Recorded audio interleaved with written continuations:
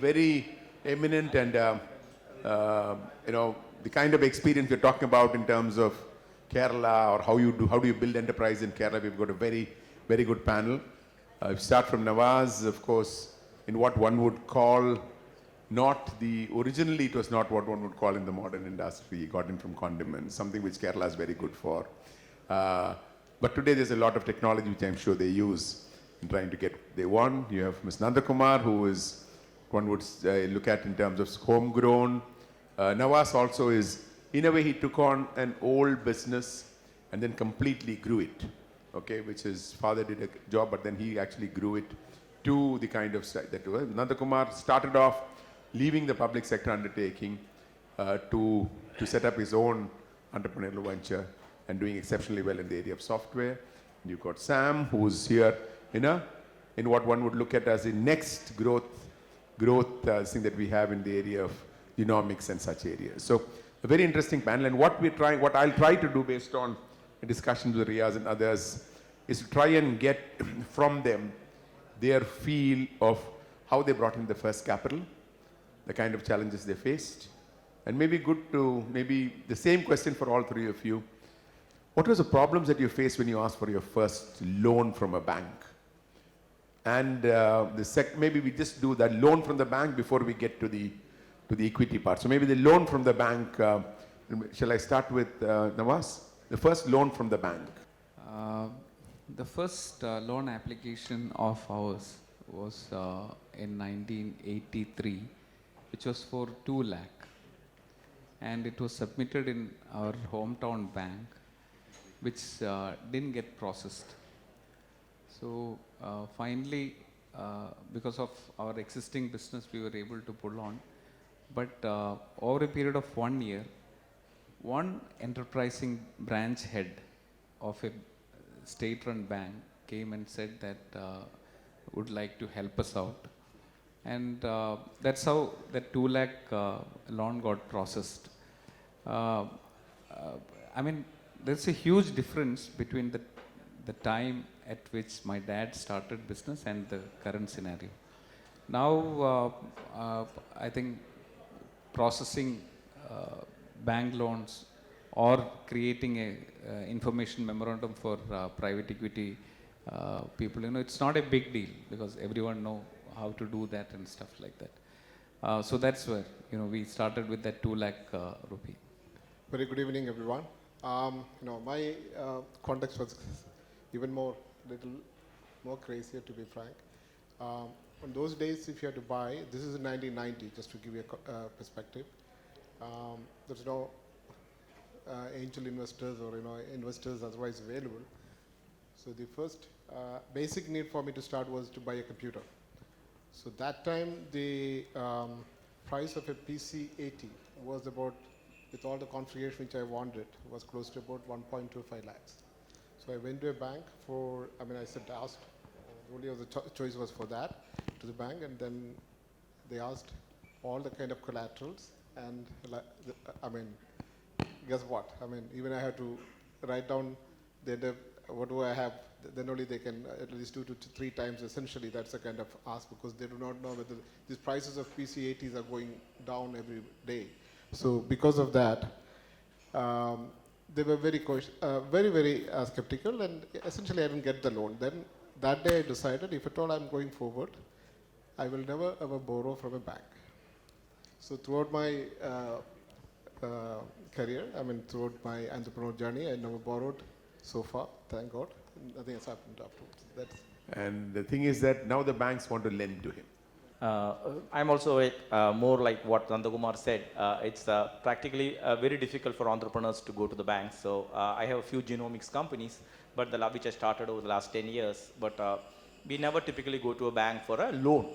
Banks are still useful to get some working capital and things like that as your company grows. But otherwise, fundamentally, to grow a startup or typically in the new areas, it becomes practically very difficult to work with a bank. And the personal guarantee, they are immediately asked for the land they need as collateral, and then the numerous conditions that they will put up will make it practically impossible for a fast-growing, aggressive company to depend on a bank financing. Equity. Okay, in a way, all three of you have tasted private equity or venture funding in some form. Your experience in that briefly, and from that, what are the lessons that you would want the people in this generation, the young people who've started off in the last couple of years, to really keep in mind in terms of what do we do and how do we take it forward? Private equity, in terms of your experience, what if something which didn't come through, why? When it came through, what were the pluses there, and what is it that they should keep in mind when they're looking at an investor? Yeah, it was in 1997. I first attended a private equity related seminar in Bombay. So I could make out from that that some of the things which is very clearly written on the wall is that first and foremost everything has to be in black and white. So those days that was not the system with which Kerala worked. And then you need the big four, either of the big four, to be part of the audit team. And then you need to have a clear business plan which talks about at least 15-20% year-on-year growth. So this were some of the basics, which I could gather from the meeting. So coming back, I went and got in touch with SB Billimoria, who was at that point of time, none of the big four had offices in Cochin. So we contacted them, and Mr. Ramachandran said, it's better for us to be part of the internal audit, so that SOPs can be created, your internal structure can be well defined, and then over a period of 3 years, we will take up the audit. So by then, SB Billimoria got taken over by Deloitte, and that's how we started the journey with Deloitte. This audit started in 2001. In fact, I had done roadshows right from 2001 onwards, wherein initially it was not very encouraging because spices or masala was not considered that attractive for private equities. So what I did was I went and started doing pitching with many of the large private equities. So when I went with the large private equities, the advantage I got is that if someone doesn't want to invest, the best thing he can do is to start finding fault with what the overall business. So I started writing each and every fault which a private equity mentioned to me, and then took a 2-year break and started working on that. In that 2 years, I was able to correct at least 80% of those questions which they posed. And in 2004, I again restarted the roadshow. In 2005, New Vernon actually shook hand with us. $10 million US dollar came to us in 2005. I think that was, you got it before me, right? Huh? 2000, yeah. His was the first private equity to come into Kerala, and ours was the second. So some of the things which private equity these days they look at is, one, of course, earlier and all they were ready to be part of the promoters and then start working with them. Now the overall team, the management team is of concern, so we need to bring in the right people right from the beginning itself. People don't give you the scope for adding on people over a period of time. So management bandwidth definitely is a big thing in the current scenario. Second thing is, everyone talks about scalability, but to me, I feel scalability, of course, is a big thing, but then what is the level of scalability? If you are in a business of 20% gross margin. And if you go scale, you probably end up getting into trouble. Whereas if you have a gross margin of 30% to 40% and you think about scaling, that can actually take care of whatever sort of impact that obviously there is an impact when you start scaling up. Scaling up is not easy. You have to have the bandwidth, you have to have the systems and processes in place so that the scope for a failure can be mitigated. So if the gross margins are on a lower side, I'm not talking from the IT side, I'm talking from the normal brick and mortar business. So that comparison of the margin is very important. And plus, I'm also not a champion of this burning economy. Bangalore talks about burning. They're not worried about burning money for 3 years, 5 years, and that too in not just in millions, in billions also they don't worry. But I am a strong believer that if there is no cash positiveness right from the beginning, I am not game for that. But then it's a question of perception. Should I go through the whole or just specifically on the investment? Probably both the first one which you refused and the one which came in and how you bought it back. No, just to give you a little bit of background to set the context. We are in. Can you hear me? No. Yeah. So our business was in enterprise software space. That is to start with telecom. So the journey was, I told you about my initial venture for getting funding. So thereafter I decided I won't take any more funding externally. So the business model I fortunately got involved was where I got an advance for delivering a certain specific software for Indian telecom. So that got successful and it became the country standard. So Indian business pretty much got exhausted in a matter of 4 to 5 years. This is between 90 to 95. So 95 is when I decided to go international for the global market. So the Indian business, which became pretty much monopoly for us in a way, because there were about 330 telecom districts in the country, of which we were contracted almost to about 220 of them, implementing the billing system for that. So that gave us the cash required for the international venture. In other words, it was pretty much self-funded. Then it took about 4 years for us to get international break. First client happened to be in Europe, that was in Netherlands. And in about 2 years, then we got about 14 clients in Europe. That's the time the investors got interested in us.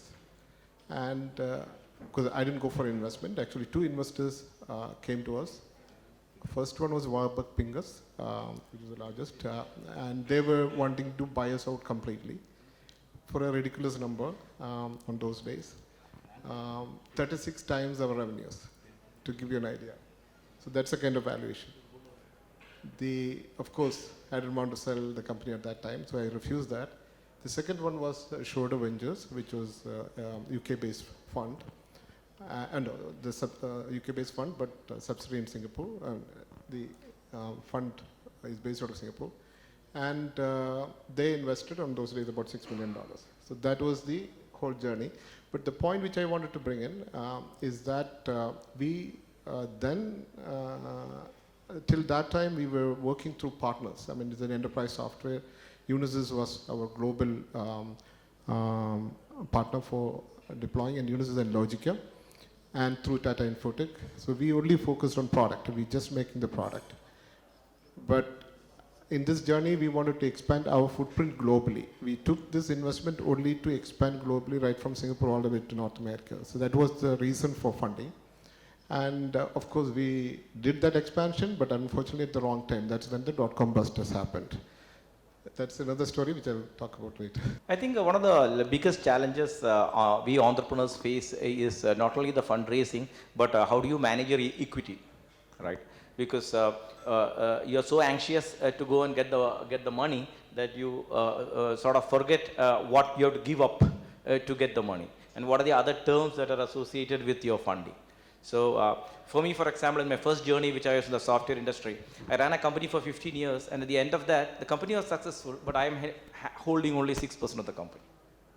So that is what typically first generation entrepreneurs go through, unless you have to be lucky like Navas and be in a family which already has a good company running. When we start from scratch, we face a lot of problems. So in my second innings, 10 years back, when I started my genomic journey, I came up with my rule, Sam's rule, called 5 years in a company, 50%. So that means in 5 years, first 5 years, whatever money you raise, you still give only less than 50% stake to the investors. So typically, if you look at the life journey of a new company now, let us forget the 20 years to 10 years back. Now, today, you will typically go through 3 levels of funding.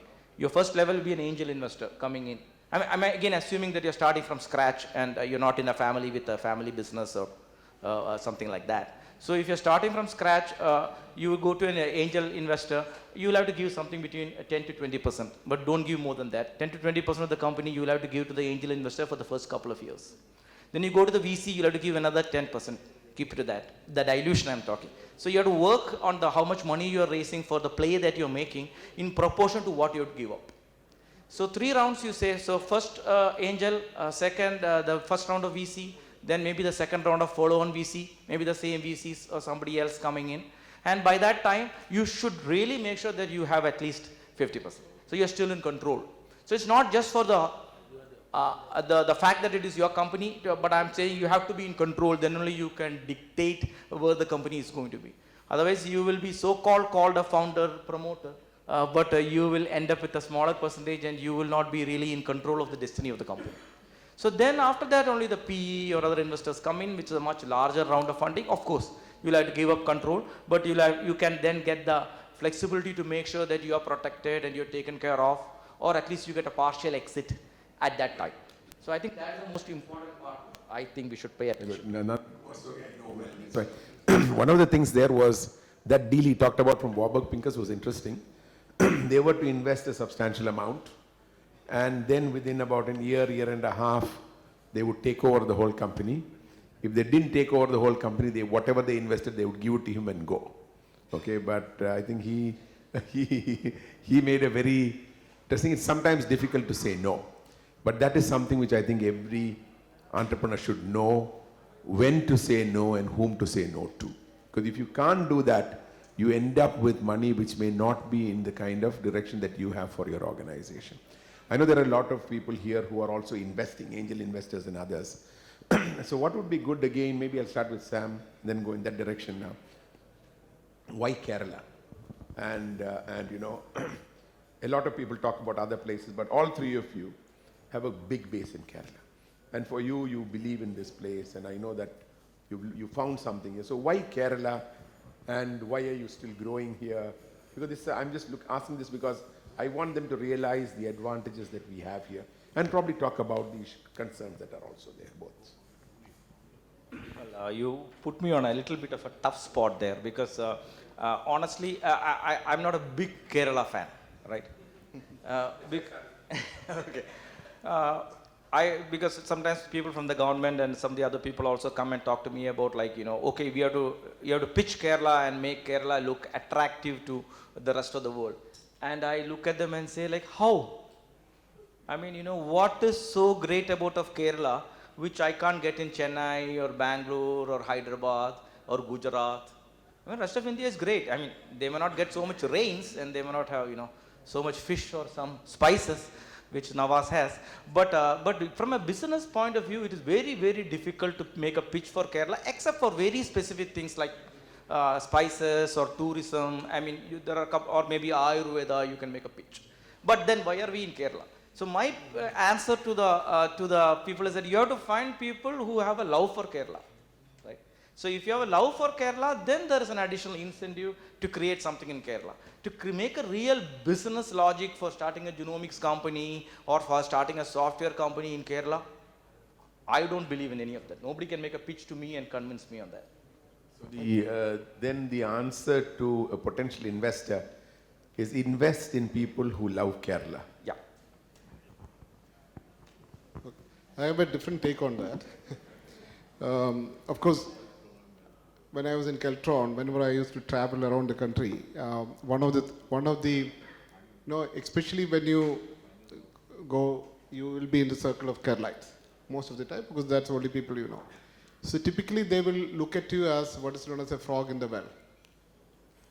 Because, everything is happening in the country, why you are still in Kerala? So it went to an extent, it actually hurt my feelings at some point of time. It in a way, because I said it can't be. The point is, it is the same people who are outside the Kerala who is doing wonderfully well. So there is incidentally, it is not about the basic qualities. The environment is playing game. But one of the thought processes came up. If everybody talks about this, nothing going to change.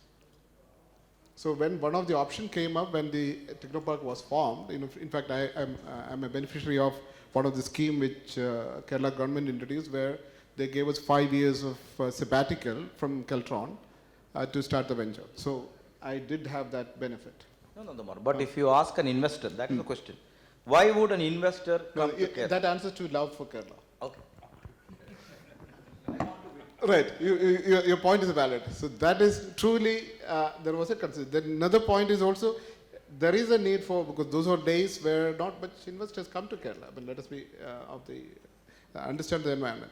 So to me, there was only few factors which is important. One, first of all, I got into a space which is a very high-end software space. It's a very high risk. It's not a simple thing. You're competing with the Notils and the Lucents of the world. And if you're doing that, you better to be in a stealth mode. I said, it is better you not be known, because if you've got talent, because we are creating products too. So the biggest asset which you can get, whatever assets we are building, you have to have a staying power or center of gravity very, very low. I have that principle. So people should be able to stay with you, because in product companies, considering those days, the attrition ratio of about more than 30 or 25%, we couldn't afford that. So I had a strategy where in Kerala you get talent as long as you can train them up, they produce fantastic results, and also it has to be very exciting. The job has to be exciting. So to me, the strategy being in Kerala, for that matter, is that first is raw material is available. The only challenge is people, having the competency to require that. That we could anyway cannot get from outside. So because it's a product development, that's a culture which we need to create. So to me, it worked wonderfully well. I would say up to a certain point. I wouldn't say it is too wonderfully well all the way. So that's when we, in 2000, we decided to expand globally. Then the talent is anywhere in the world. So initially there was a consideration. The advantages, I would say, I could attract talents who were really wanting to be in Kerala. People who wanted to come back and give them opportunities. And there was a situation where I was trying to get somebody from the UK to join the company. And he had offer from Wipro and from us. He chose us only because we are in Kerala. So I can just quote two incidents where Kerala factor basically helped me. Thank you. I know your thing was grown out of Kerala, but still, you still have a big presence here. And what is this? Yeah, nothing wrong in being in Kerala, first and foremost. And then facilities close to your house. See, if you look at the Kerala psyche, if you look at the money coming in, first is the NRI remittance. People working there, sending money back, and without much concern you can spend. So consumption is driven by that. Of course, it's been synergized by tourism, and then the government job. So if you go to the rural Kerala, if you ask someone, what is your ultimate aim? So in every Kerala town, you will see that the answer is that I want to become an IAS officer, a civil servant. So then, if you study for civil service, then either you get to the next level of government job. So thought is not on entrepreneurism. Thought is on getting onto the government thing. And once an entrepreneur narrated a story. He went and during the matchmaking time of his marriage, he found a lady and he was very much interested in marrying her. The reason why she was not given to this particular gentleman was that he was running a factory. And ultimately, I don't know who, somebody within the crowd would have talked about it, but then ultimately he says that she got married to the finance officer, the employee in that particular person's office. So that's the psyche with which people operate here. And if you ask about Kerala, considering the Indian context, we are in the southern tip. There are very few, for us 50% of our turnover comes out of Kerala. But if you look at entrepreneurs within Kerala, there are very few entrepreneurs who have got successful presence pan-India. And if you look at Kerala entrepreneurs, at 50 crores to 100 crores, they're very much satisfied. They get into that comfort zone. So that is a pullback if you are in Kerala. Because the ecosystem is not driving you to dream big, to chase much bigger target, and that sort of a thing is there. Second thing is, I know it all concept is there with the founder. I call it the founder syndrome. The founder feels that he is a good CEO. The founder feels that he is a good CFO. He feels that he is a good HR guy. So we don't recruit right people.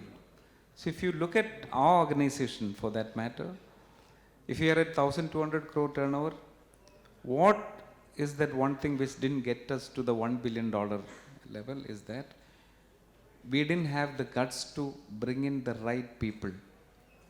And rather than being penny-wise, pound-foolish, bring in guys, even into the early part of 2000, if you had the guts to bring in people with 7-digit or 8-digit salaries, things would have been much better. So founders feel that they know it all, and they feel that they save a big stuff. And we don't have that concept of being a portfolio manager. I actually asked the same question to a panel about a week ago at the Madhubhumi Festival in Trivandrum. And there were two people on that, very interesting. One was Mr. Pattabhiraman of Kalyan, who does a retail listing in terms of textiles. And the other was Matthew of Fresh to Home. Okay, and a very interesting response which came from both of them, very similar answers. And Pattabhiraman said that if you succeed in Kerala, you cannot fail anywhere else in the world. And he said that, so his biggest thing is that you succeeded here, you've gone through a lot of it, and he said it's been a big learning. And he said, for me, the rest of the place, I can just go through. The same was what Matthew said. And for him, he operates in the GCC countries and here, and he actually sells on a Kerala platform. He actually says his fish is from Kerala. And he says even though fish doesn't constitute the full, or it's not the biggest part of what they sell, he said that even the Bengalis in Delhi ask, is the fish from Kerala, then we will buy, kind of a thing. So I'm just telling that positivity that is there for some which is good. And like you said, these are all people who actually love Kerala, want to do that. So if this is the kind of, what I'll do is we'll do 10 more minutes and then we'll open up for any questions that you all will have, so that we set aside about 20 minutes for that. I'll just do 2 quick rounds on that. One is, what do you think, is there some way that the successes that we have a lot of successes, and I think those successes in the last 10 years, we see a lot of them. 3 of the big successes are here. There are many more. Is there something that can be done which, the startup mission can do, or Thai can do. Thai I know is doing something with can and others. But how do we create an ecosystem for the, creating an informal secondary market? Okay. For the shares that would be available. So let us say there is an angel who comes in to put in some money. How do you create a market by which somebody else will come in and put in or take that out? It's not a listing, nothing. It's something where you create a group of people who are going to say, good, the angel wants to move out. What do I do? Or the angel wants to, like you said, there is some portion which they take out as they want to go. Now, without really giving up a large part, because the bigger groups will come in and say, yes, but I want 50%. Now, you don't want to give 50% because you're somewhere around 40, 45. And the moment the next big funding comes, you're going to be less than 50 and you don't want to be in that. How do you work that out? Sam? I think it's a very, very interesting question, and I think a big challenge, not only in Kerala, but India as well, because compared to the Western world, our ecosystem is just developing as far as startups and this whole entrepreneurship thing goes. So all of us must have felt at some time or the other how to get liquidity and how do you get at least a partial exit on one side without giving control of the company, and also how do you make sure that your company gets a regular set of funding and goes smoothly in its journey. But again, just like my answer on the Kerala thing, my answer here may not be very liked by many, because I think it's very little role the government can play. Typically, I'm very afraid of banks and government. When they get involved, things most of the time goes the wrong way. But they have a very important role. I am in no way belittling the role of the government or banks, but they are not entrepreneurs, and they don't understand that ecosystem well. And if they try to get in, it becomes very murky and very difficult. So what can the government do? I think they have to put up other mechanisms by which people can be attracted to do that.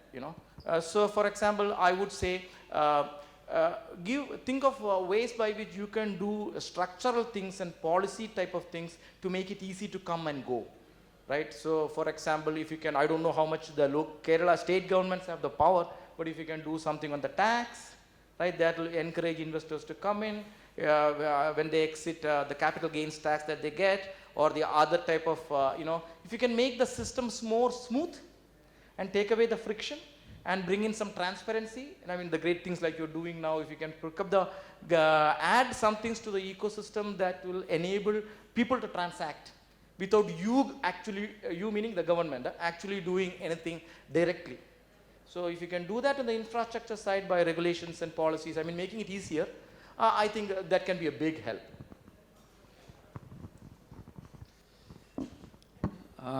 See, Bangalore is a classic case. It's like money flows when there is an opportunity. So what has worked well for Bangalore?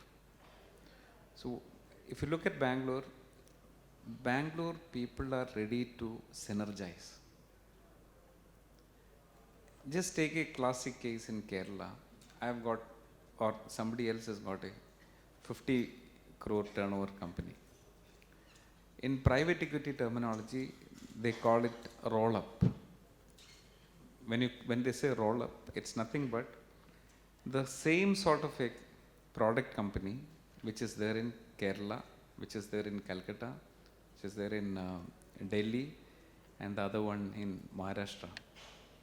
4 of them coming together and being part of one single umbrella and creating top line and very tempting bottom line because of that, because you share a lot of synergies. Your cost of marketing, your cost, a lot of cost will get subsidized because of this joint creation. Then your bottom line actually will grow fast, and 200 crore company with a 20-25 crore bottom line, you don't have to wait for anyone. People will queue up and they will be ready to put in money. So it's the ecosystem that is driving.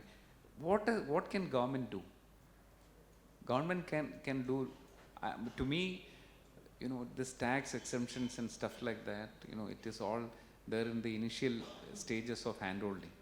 But if you look at Bombay Angel Fund, Bombay Angels, they have invested in companies.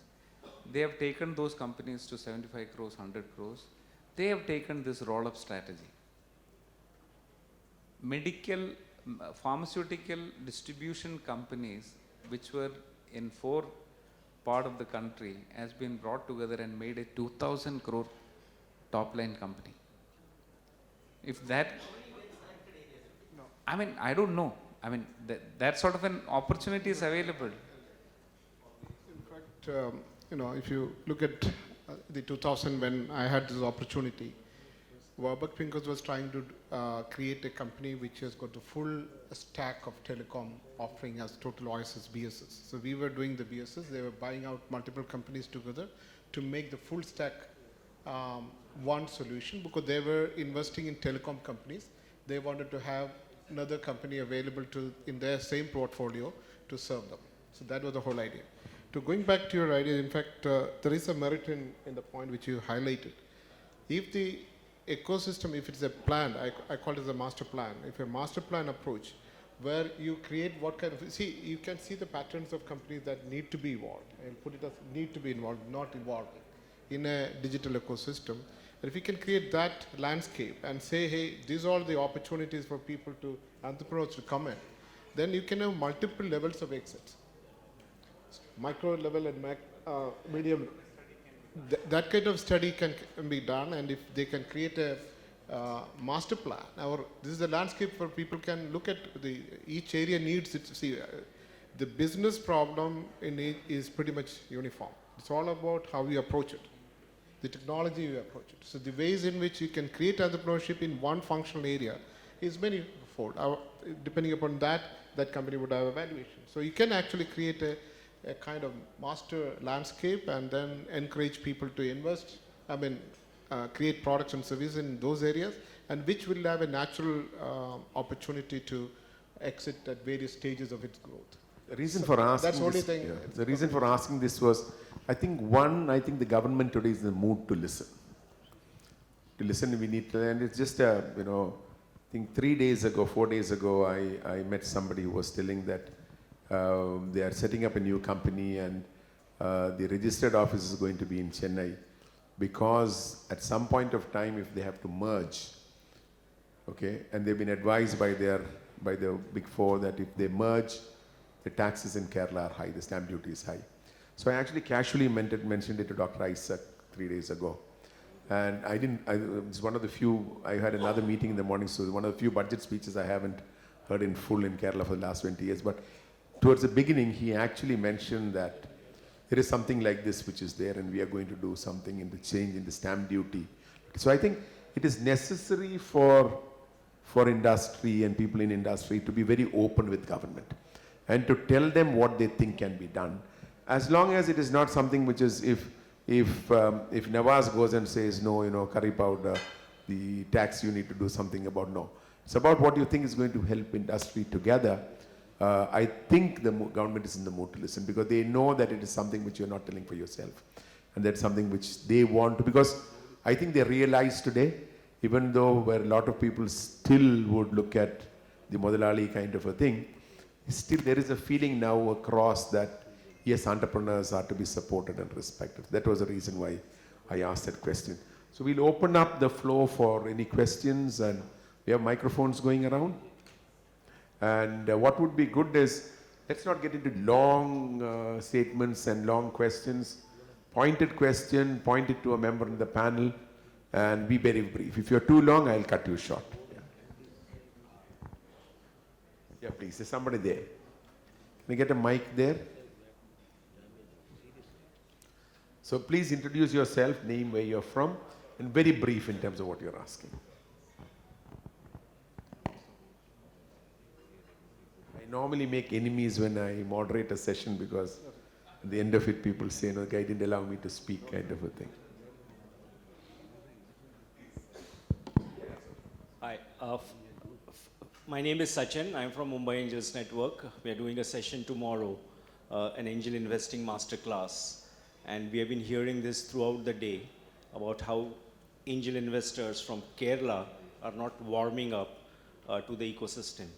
And I would agree with the statement made here that finally the business has to make sense. It's not about the state. I wanted to ask each of the panelists actually, since we are doing this masterclass, for folks who are looking at angel investing for the first time, if you had a suggestion for us that we should include tomorrow in the masterclass as to why should they become angel investors or promote the ecosystem, not because of the love of Kerala or not because of purely on the merit. This is the reason why entrepreneurs need to be supported. I would request each of the panelists to make some suggestions. Thank you. Shall I go? Yeah. Hey, you should know by now the Malayalis are the smartest guys in the world, right? So if you find a Malayali entrepreneur who is willing to start his business, and like Navas said, and the challenges, the social challenges that he faces here, because he may not get a girl, he might get kicked out of his house, so he gets into so he's taken so much risk compared to a guy in Bangalore or Mumbai who is who is starting a company. So the guy here who is starting a company, in spite of being in Kerala, is obviously very smart and very willing to make a plunge, right? So he really deserves a great opportunity. And I would say definitely you will be looking at the market. My argument for being in Kerala was very simple. The market is global. It doesn't matter as long as the globe is round. I mean, the world is round. Where do you base? You should have travel benefit, and you should be living one of the best part of the world. That is, you need more meaningful, peaceful environment if you have to create something really mindful content. So I would say there are a lot of factors which help me on those fronts. In fact, if you come to my office, you will say it is one of the, we encourage that, being with the nature, because we are trying to create some very high-end software. It helped me big way. I mean, personally, to be very frank. But your market is global. See, we don't even do 5% of our turnover from India. 95% of our business is abroad and globally.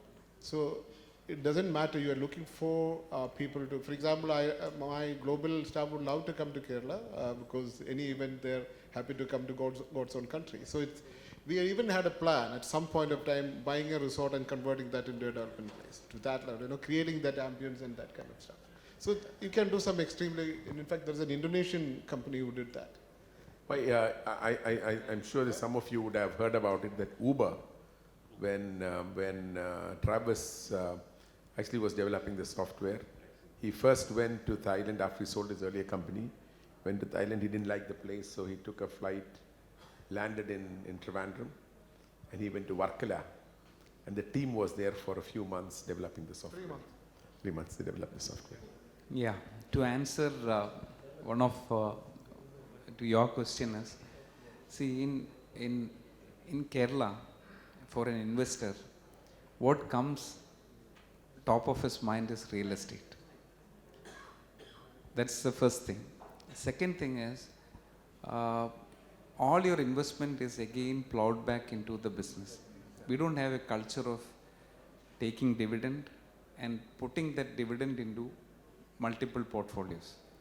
So tomorrow when you do the master class, if they have a dividend, please take that dividend and keep it away from the business.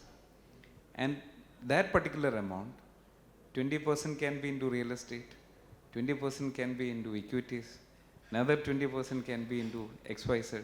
But finally, if every Keralite thinks of putting 10% of their total savings into an angel investment opportunity, I think that is enough. Kerala will have enough of money. Second, that money which you are putting in as angel investment, don't keep in mind that it is a spent. It is an investment.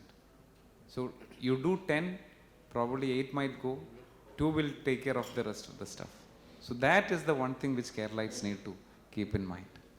Yeah, good evening. I'm P.S. Mohammed, basically from Kerala, but settled in Mangalore. Basically, we are into construction and we are builders.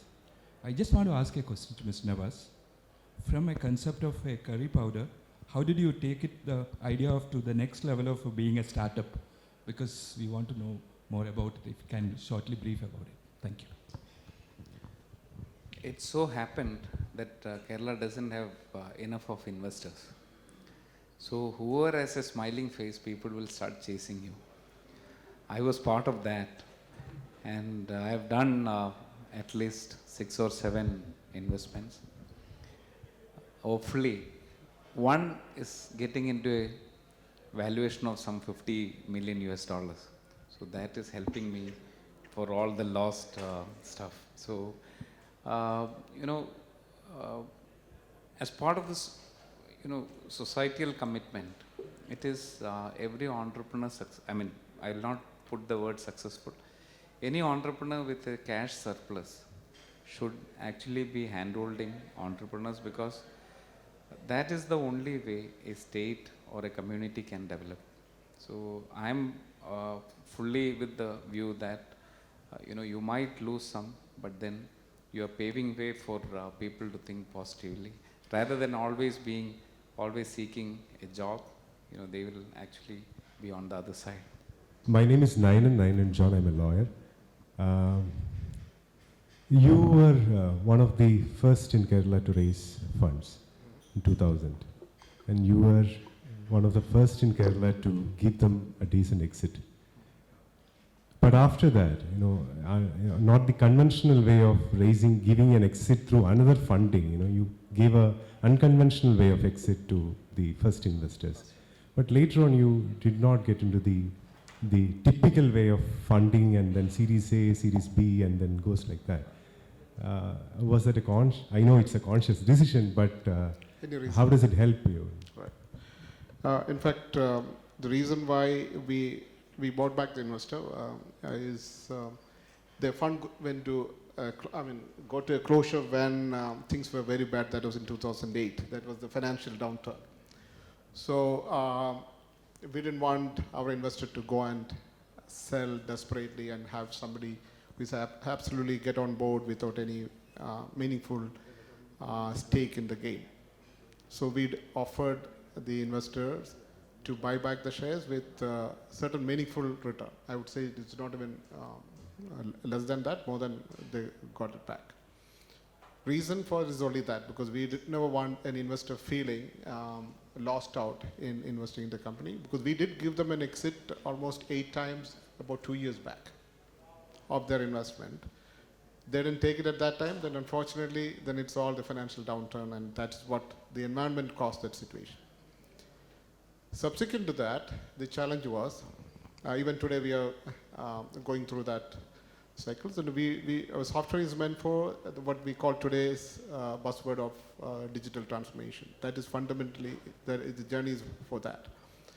When you're getting into that, there are a lot of technological upgrades. It is something which the company itself has to do, and it has to transform. We have got almost 30 years of existence, but today we are almost like a startup changing, preparing for the next generation of the business environment. So considering that we are now a startup stage, I need to prepare myself for that stage. That's why we are not taking further investment, because we are completely self-sustained and generating our own cash flows enough.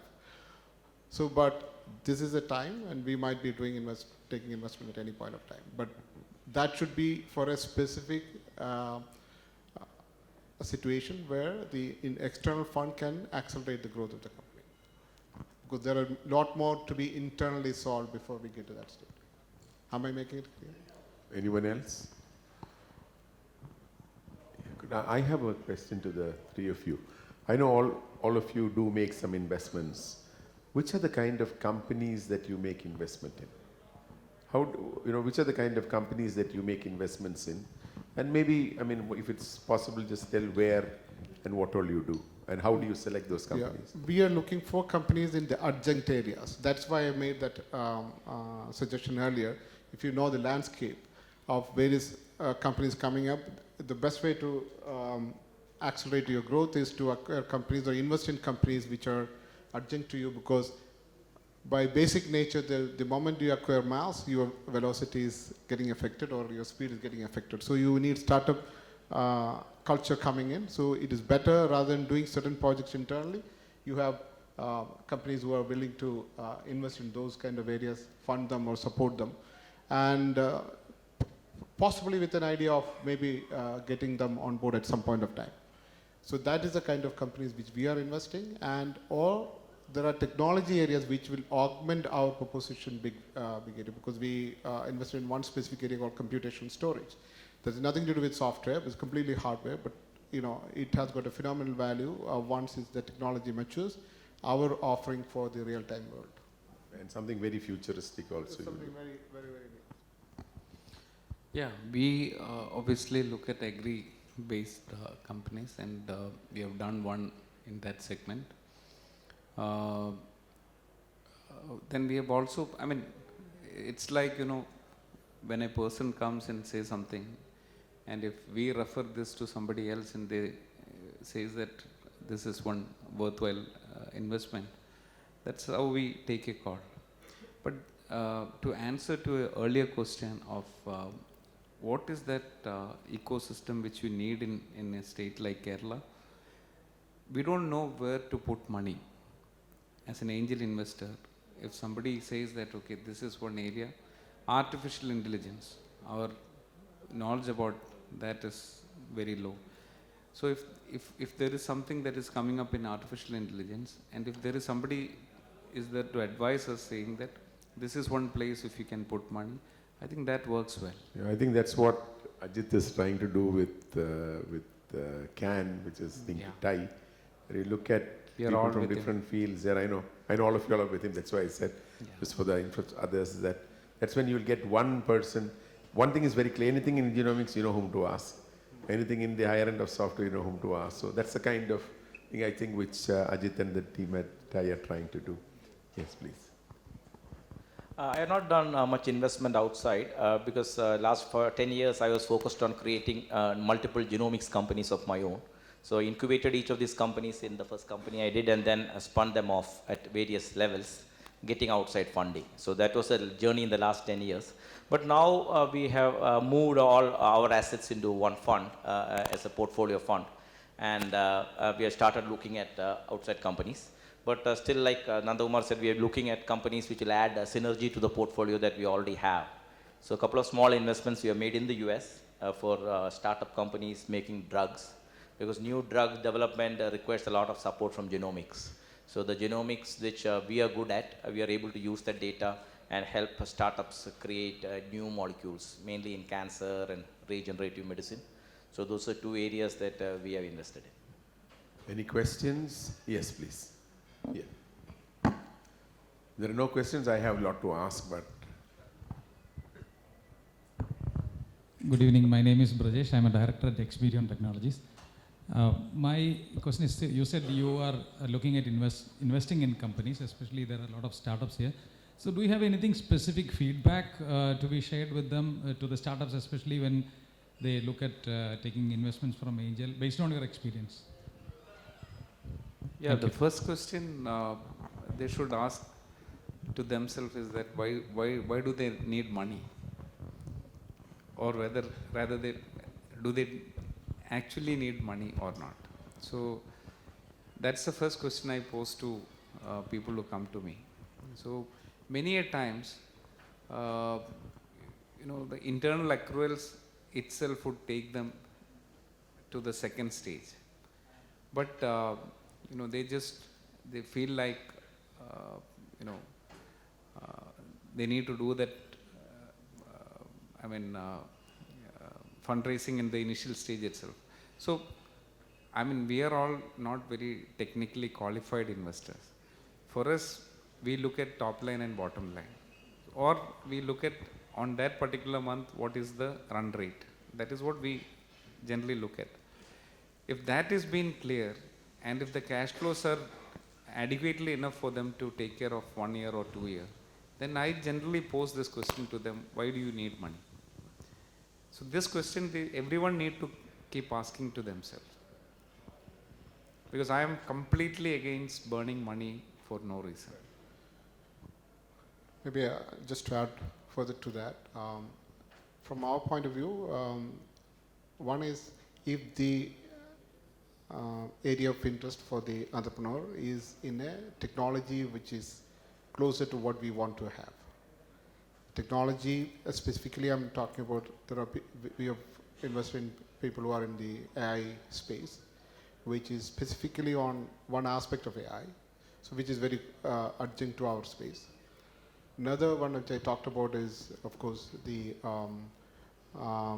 computational storage. That is because we work in high latency, low latency, real-time systems where one of the biggest problem for our latency is the speed of the storage systems. So that is a completely very high risk investment. If the technology does not prove, the whole investment is lost. Then there are scaling need of capability of implementations and that kind of that. So adjunct, to make it very clear, it's very, very specific, interesting to our stack. That's what we look at. Anything which can accelerate our access to that technology. So even if you don't invest them, acquire them or something like in the future, at least if they become our partner, the overall proposition, we can also offer the marketplace. That's another advantage. So this is all the kind of potential which we look at. One of the things, that question is what Navas said, is that many a time when people come saying that a lot of people meet me, not that I have money to invest in, but I talk to them, and sometimes you really find, do they really need the money? And they say no, they won't, and then ultimately after talking for some time you realize if their plans go well, they don't need money. And when they don't need money and they go to somebody and then they show desperation that they want the money, the valuation goes down because they think that their numbers are not right. So you have to be very clear about your numbers. That's one thing which is there. The second thing which a lot of people, and that's something which I liked about what Navas said, when you went to people who are not really wanting to invest but tell you what is wrong with your business, take them seriously. Okay, when somebody tells you what is wrong with your business, don't let your ego get hurt. Okay, but that's very important, because the moment you start thinking that I know everything, which is something which a lot of Malayalis think, including all of us being Malayalis, that no, I know the whole thing, so there is nothing much to be, you don't know what to talk about. Please don't do that. Very clearly listen to people. Then work out to see, you can prove them wrong, but that's okay, but you take it seriously, look at it to see whether the inputs are absolutely essential. Are they good? If they are good, try to see how you can implement that. And the other thing is, I think I liked very much what Sam said. You should have a clear plan on where you are going to go. There is no point in saying that I want to be a $100 million company, and then suddenly find that you own 3% or 4% of that. Okay, because you've just gone all out trying to, and you bring the big names, you got a Google, somebody from Google or somebody from Microsoft who's employed there investing, and you suddenly find that you are not actually a significant stakeholder in this whole thing. Then you suddenly get frustrated. I've seen people getting frustrated and saying, I built the company and but now I'm owning only 5%, 6%. All those people who were there earlier, and you find that all of them came in at a time when you really went to them and asked for the money. So you have to have a clear your direction where you're going to go. Where are you going to use the money? And be very clear that one thing which is very important is, and this is something which I tell most people with whom I work closely with, cash is king. It is very clear, it's not your balance sheet. I know you got Roy and others sitting here. Balance sheets would look great, but if you don't have cash with you, it doesn't make sense. So cash is important. So I think the one thing which we look at is your cash flow. Do you have enough money? And there's something which I like about Nanda Kumar, I work closely with him, is he wants to make an investment, he looks, do I have the money to take it for the next 12 months? Then you look at that. So when you go on a zero debt model, I think it's a very good thing to do. But at the same time, like he said, remember, equity is costlier than debt. You need to realize that. Okay, because equity is costlier than debt. But that does not mean that you just keep taking on debt which you can't service. So if you take on a debt, you have to be sure that you will be able to service the debt. Because with the present situation that you have, if you don't, again I heard in today's budget, for a certain amount, if the IT secretary, I saw Shiv Shankaran sitting somewhere here, he said, if the Isaac was saying today morning in the budget speech, which I heard till about 9:30, 10, that if the IT secretary, with the committee headed by the IT secretary says, yes, this is good, they will give up to a certain amount. I think it's 10 crores, but I'm not sure, without collateral security. I think that's a statement which was made, and the government will guarantee that. Which means, so KFC or KSIDC will not, because what I remember, if anybody from KSIDC or KFC is here, several years ago, SIDBI, KSIDC and KFC together formed a venture capital fund with which Joseph was driving. But with the KSIDC guy and the KFC guy and one guy from government, what happened was that the appraisals were very similar to what would happen with a KSIDC or a KFC funding. But then they want to look at the 10x on that. So really, a few companies did well, but it didn't have the impact that it was supposed to have. So clearly, that is something which I think is important. Any other questions? Thank you very much. Like I said at the beginning, we have some of the best entrepreneurs on stage, Sam, Nanda, Kumar, and Esther. And the interesting thing is they represent three completely different segments of industry, and all three of them very successful. So thank you very much for being on this panel. Thank you. Thank you very much, sir. Kindly stay back. Kindly stay back. Thank you very much, all our eminent panel members, for that wonderful discussion. Thank you very much. It was indeed very inspiring. Now I would like to request curator of the session, Mr. G. Vijayaraghavan, founder, CEO of Technopark, to kindly hand over the mementos to our very eminent panel members. Thank you very much, sirs, for your words of wisdom. It was indeed a very, very encouraging session.